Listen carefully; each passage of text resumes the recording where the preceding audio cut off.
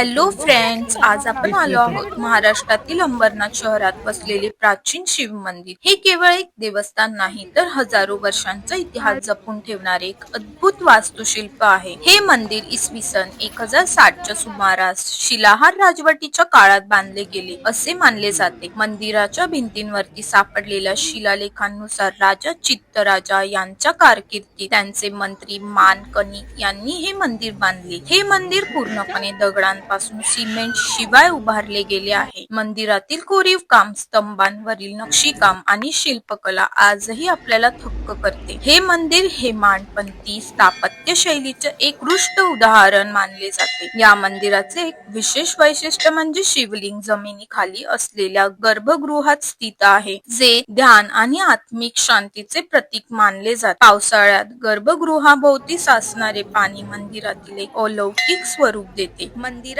तुम्ही कशा प्रकारे पोहोचू शकता याची माहिती तसेच डिटेल ऍड्रेस मी कॅप्शन मध्ये मेन्शन केलेला आहे, तर तुम्ही इथे एकदा नक्की भेट द्या. बोलले का 5 सात